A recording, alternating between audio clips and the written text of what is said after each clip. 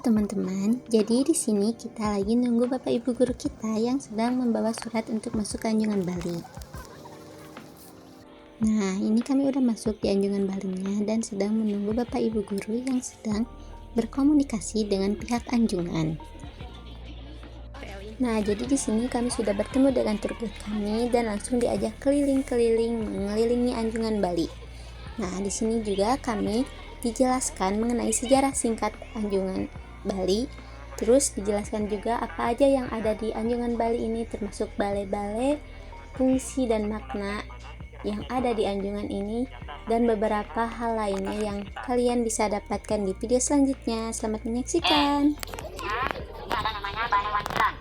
Yang pertama tadi Balai Bengong, terus ini Balai Wanjalan. Nah, mengenai 4 patung di depan ini yang ada lihat, itu menggambarkan kesenian Bali. Yang pertama adanya patung Panji Semiran. Menari Panjinya itu ada Bali Taruman. Itu yang sana yang itu biasanya di Bali sebagai tempat ini rapatnya keluarga.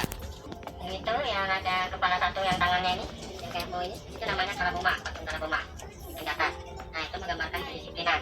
Oke, selanjutnya ada Bali Rangki, itu yang sebelahnya Bali Rangki. Nah, itu Bali Rangki. Ya, Bali Gede. Bali Gede apa fungsinya? Bangun ini berfungsi sebagai tempat untuk upacara yatnya bagi Gamaidu.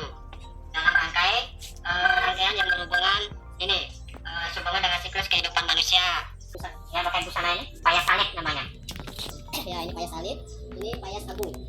Payas salib itu sebagai ini tempat untuk orang Hindu atau orang Bali sebagai untuk sembahyang. Ya, itu ada udangnya, kainnya, terus kamen. Kamen ada kamen jadi, ada juga kamen kita pakai sendiri. Bisa. Dan ada selendangnya yang cewek. Banyak motifnya sih, ini kan sebagai contohnya aja biasanya. Nah, yang ini payas agung. Biasanya untuk pernikahan, bisa juga untuk melakukan upacara ayatnya. Namanya payas agung. Kalian tahu apa namanya? Ya, merajang. Merajang di kata pura beda ya. Mungkin karena di Islam, merajang itu musola. Kalau pura itu masjid. Ya, merajang ini sebagai tempat ini sembahyang keluarga. Biasanya di orang Bali rumahnya pasti ada merajang, wajib berjurung. Dan di samping ini dibatasi dengan aling-aling. Kalian tahu kenapa dibatasi? Karena di dalam itu area tempat benar ibadah dan tempat suci, makanya dibatasi. Nah, aling-aling ini macam aling-aling ya. Kalau di Bali namanya tembok penyengker. Nah, selanjutnya Balai Gedong. Yang tadi Balai Gede, ini Balai Gedong, beda ya. Kalau Balai Gedong itu bangunan yang berfungsi sebagai ini tempat tinggalnya anak gadis sebelum menikah. Nah, biasanya di sini skep istilahnya ke orang Bali itu. Dan sebagai tempat untuk penyimpanan benda-benda pusaka, contohnya kayak keris, apalagi tombak dan barang berharga lainnya. Ini, yang ini tempat cowoknya. Ini namanya Balai Dau. Nah, kenapa disebut dengan Balai Dau? Karena dia berada di sebelah barat itu Dau, atau disebut dengan Balai Singasari. Nah, ini biasanya dipergunakan untuk tempat jejaka atau lelaki yang belum menikah. Yang tadi itu ceweknya, mempelai ceweknya, ini mempelai cowoknya yang belum nikah. Ini juga digunakan untuk menyelenggarakan aktivitas keluarga setiap hari seperti melukis, tenun, ini mengenai kerajinan, perak dan emas. Oke, di sini ya, dan lainnya. Nah, itu contoh ini yang tadi yang di Bali Gede itu ada ngaben. Nah, contohnya itu kalau di Bali itu gambarannya itu tinggi ke atas itu banyak orang di bawah yang bergotong ini mengangkat untuk membawa ke suatu tempat untuk diancarakan. Nah, sampai di atas itu tinggi banget tuh. Tapi pada yang sebelah itu barong itu penjara atau malaikat pelindung.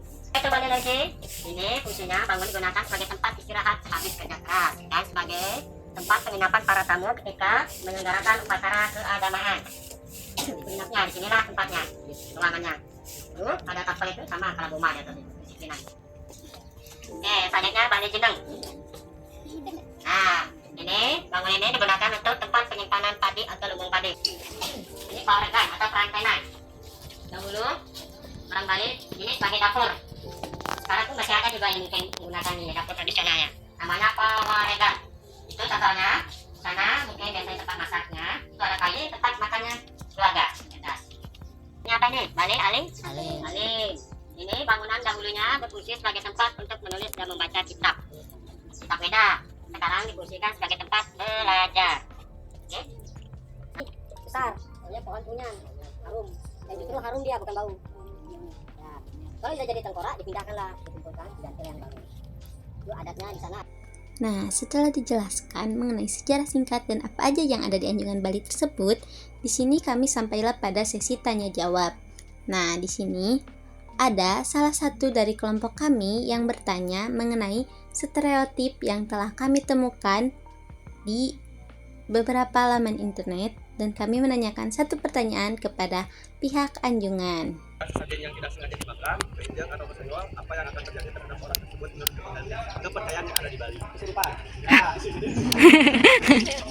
Ketika orang Bali biasanya melakukan kesembahan atau sesajen, mungkin ada orang luar, orang awam tidak sengaja menginjaknya, tidak apa-apa.